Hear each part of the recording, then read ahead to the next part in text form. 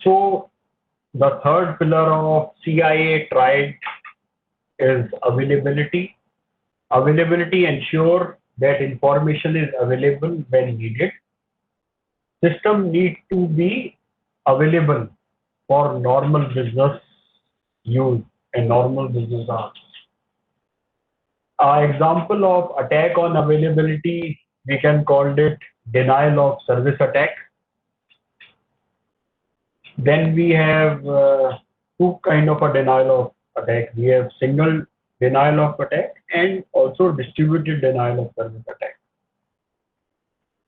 which is there to deny the services or availability of the system. Like recently only, we are aware one of our neighboring country has initiated lot of attacks on our country infrastructure. They were also trying to attack on our critical websites, so our country people cannot work and function properly. So the control for availability is only one thing. It's redundancy, redundancy, and redundancy. Idea is to prevent single point of failure. We should have comprehensive fault tolerance, tolerance at data, at hard disk level, at server level, at network level, and internet links everywhere. Then only we can achieve availability. So many times we hear about, especially whenever we talk about availability, we can hear about nine.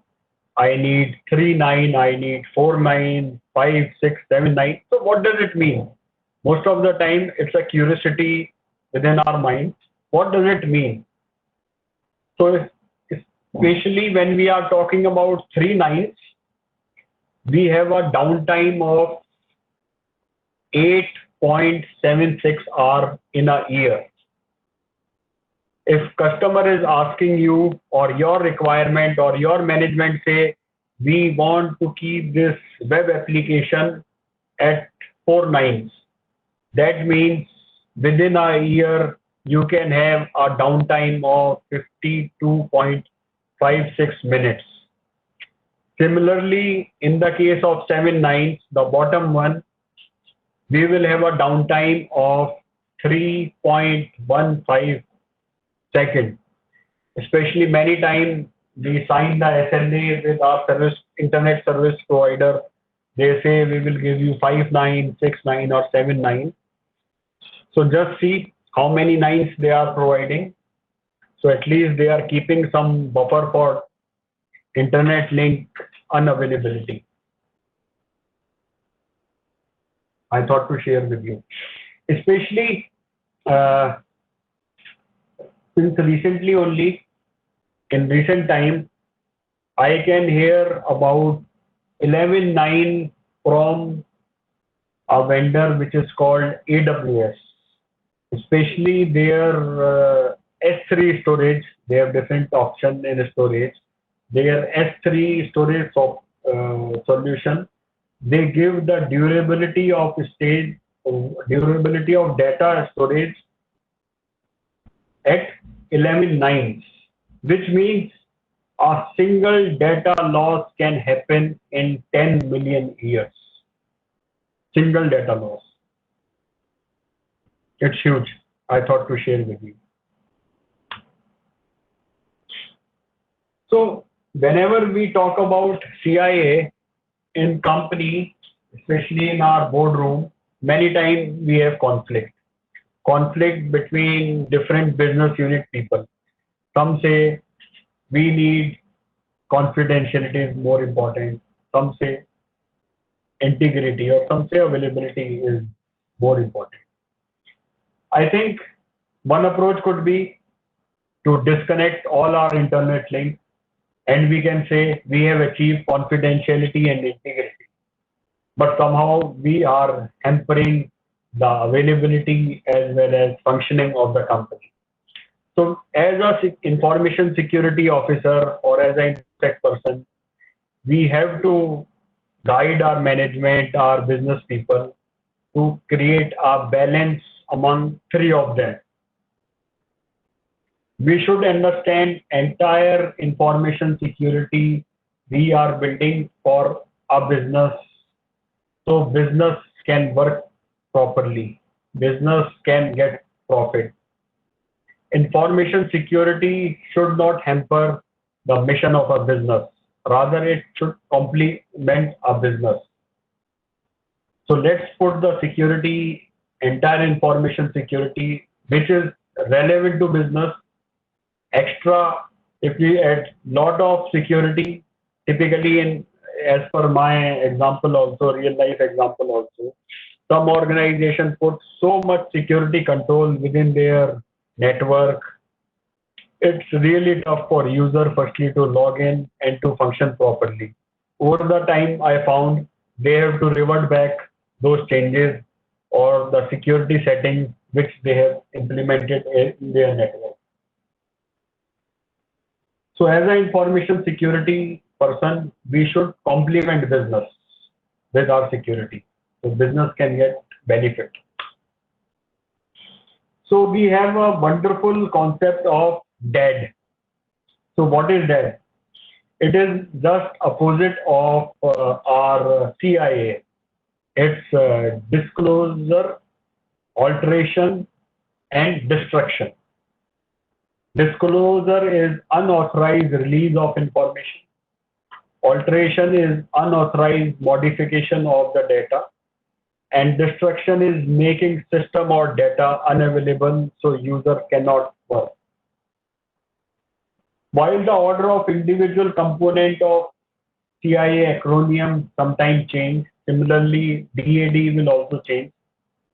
But let's aware what is the functionality or what are these acronyms called.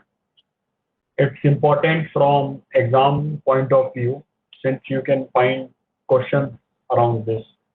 Especially you will get questions around CIA and they make it very tricky. I think at some other session I'll share some questions, what kind of a questions you can see.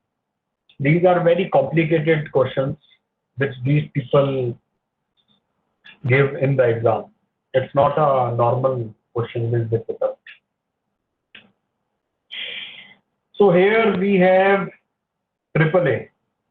I think in my info security experience of some 18 years, I still remember Cisco has a software ACS. They called it AAA solution. Everyone in the industry talk about AAA, but we many times forget the I, which is a mandatory component of AAA, which is called identity. So for industry people, AAA is a cornerstone concept, but let's not forget identity as I also in this. Basically, what is identity? Identity is a claim. So in our example, if we will ask Chota Bheem, hey Chota Bheem, what is your name? He will say, hi, I am Chota Bheem. Identity, but let's understand identity alone is weak because there is no proof. He could be anyone or she could be anyone. So along with identity, we need to provide a claim also, identity claim, which is called authentication. So we can authenticate this identity claim. Like in our example, if you will ask Chota Bheem, he will say, hi, I am Chota Bheem. We will ask, boss, please show your passport or PAN number. We want to authenticate. So identity, these all four parameters work together. So usually by supplying a piece of information or an object that only you possess, such as a password in digital world or your passport in physical world. Whenever we go to the airport, the police person standing at the gate, firstly ask your name. Sir, what is your name? You will tell, my name is XYZ. Then he will say, okay, show me your ticket. Then he asks for your identity also, your government identity, your passport, your PAN number, your Aadhaar card. So he or she can correlate, okay, you are the actual person which you are saying.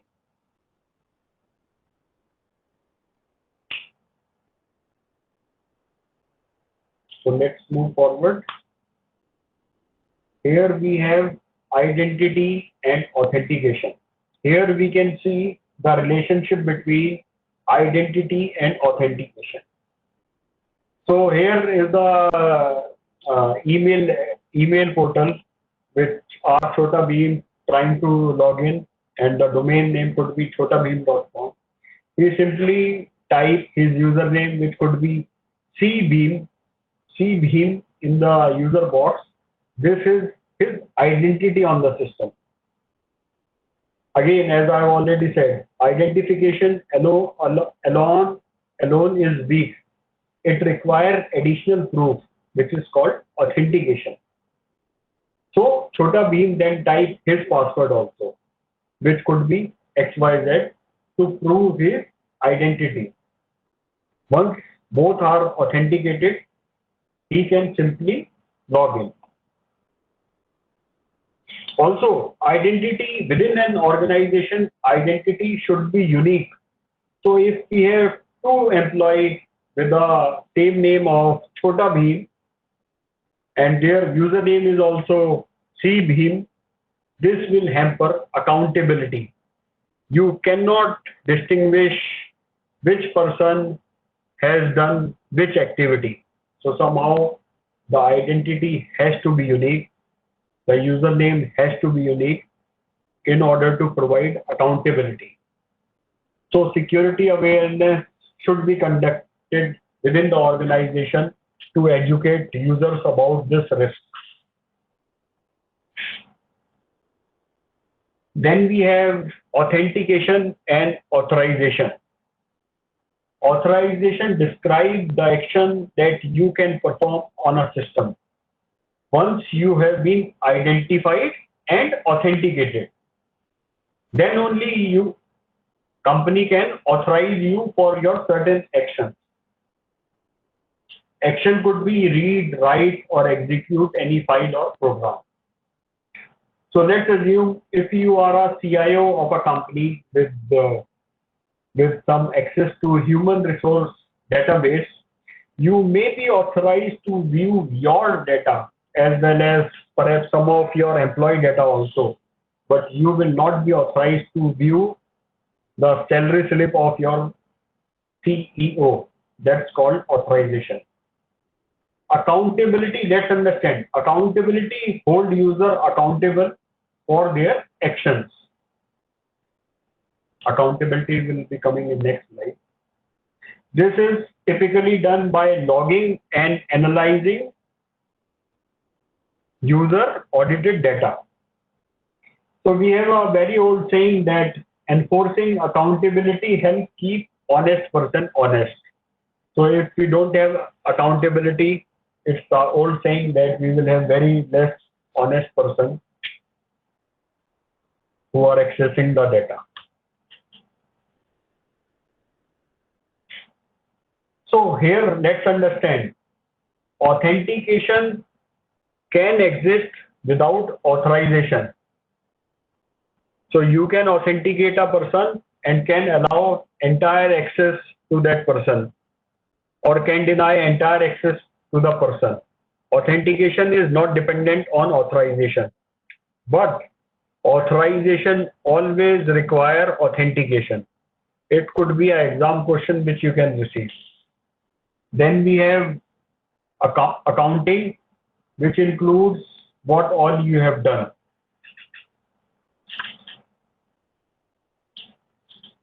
So here we have non-repudiation. Non-repudiation means a user cannot deny having performed a transaction or any action. It combines authentication and integrity also. Non-repudiation authenticates the identity of a user who perform a transaction and ensure that the integrity of that transaction is maintained.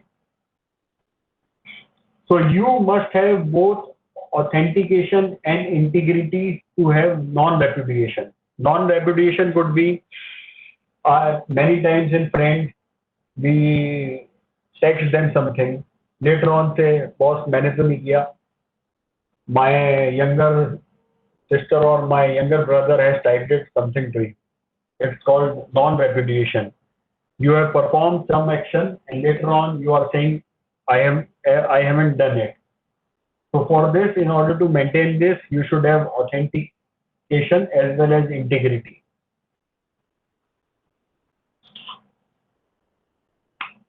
So this is the method of achieving non-repudiation. I'll not go into nitty-gritty.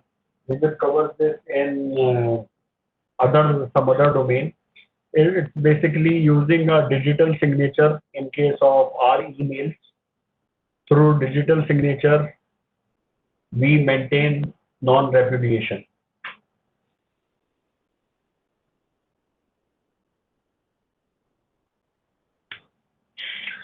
So we have a wonderful concept of least privilege and need to know. I think currently you people have understood that CISSP has lot of data. It will cover lots and lots of data, but you have to understand the concept only. There is no need to go into nitty-gritty of the entire thing. Just understand from concept perspective and understand it from information security manager perspective. So whenever you are reading about CISSP or any of the information security related course or training or appearing for the exam, simply remove your network engineering cap and wear the InfoSec manager cap. Both of them has different perspective and different way to look at overall security for an organization. So here we have a concept of least privilege and need to know. Least privilege means user should be granted the minimum amount of access or authorization required to do their job, not more than that. Whatever their duty is, we only provide access to them to do their basic duty. Need to know is more granular than least privilege. The user must need to know that specific piece of information before accessing it. It's little complicated. Both terms are kind of interchangeary also if you read them, but they have different functions. Like let's take example of our Chota Bheem. Chota Bheem is a nurse who is working in a medical facility and mainly he is working with 4 doctors only. He is working in a hospital and he works with 4 doctors only. He can treat patient of any of these 4 doctors only. Least privilege could allow Chota Bheem to access the record of these 4 doctor patients only, but he cannot access record of any other doctor. That is least privilege.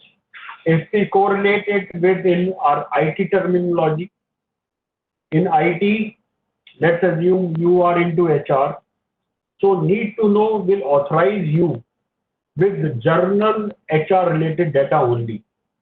But least privilege will control access to update only specific HR related file for which you are the specific data owner. So need to know go into more detail in comparison to least privilege.